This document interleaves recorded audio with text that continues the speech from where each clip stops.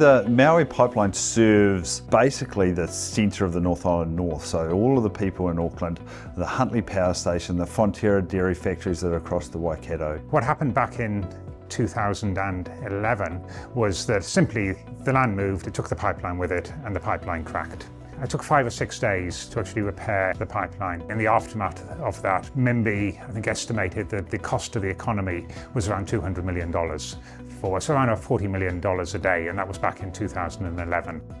In the middle of 2018, we identified a feature that appeared to be very, very similar to what had happened in 2011. So we were very, very concerned that even though it hadn't failed, failure was really quite imminent. I think there's always a temptation to rush in and solve problems, but our experience is that it's very rare for great pieces of work to come in a rush. And we were fortunate, and whilst we were concerned about this, it wasn't an immediate problem. So we had the opportunity to step back, to take a deep breath, to consider all of the risks and challenges around doing this work in a very isolated place with a high pressure pipeline that's serving a lot of really important customers, and to consider the range of alternative ways that we could solve it, and to plan that so that when we did come to undertake the work, we were able to do that seamlessly. There were a number of very different risks that we had to understand in a lot more detail, and a number of different ways in which we could actually go about fixing the pipeline. Because we felt that it could fail at any time, we were very concerned about putting people in the area of the defect where it might fail. And in fact, even concerned about excavating in that area, because that would allow further movement of the soil in the pipeline and might actually cause the failure. It was an awful lot of things that we needed to consider. So it was really, really important to actually take a step back and understand those risks before deciding what the appropriate way of fixing the pipeline was. Ultimately, the option that we chose was to build a temporary bypass around the problem area, to put that in place, and then to spend nearly 6 months getting ready for the permanent solution.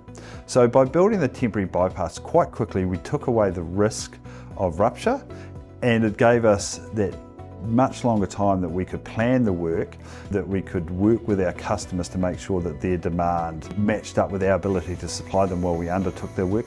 We selected not the cheapest option, not the quickest option. If you want to create the space to actually get on and do it, you need to recognise the involvement that an awful lot of other people are going to need to have in it, and actually spend the time to get them on board with what you're doing and engage with them through that process. We couldn't have done this work in the way in which we did if we weren't able to bring in contracting organisations who we already had strong relationships with. I think that is always very important as a leader in an organisation, to protect the people who are doing the work from extraneous pressures that's just noise, that's not helping them and may in fact be distracting them from what's important.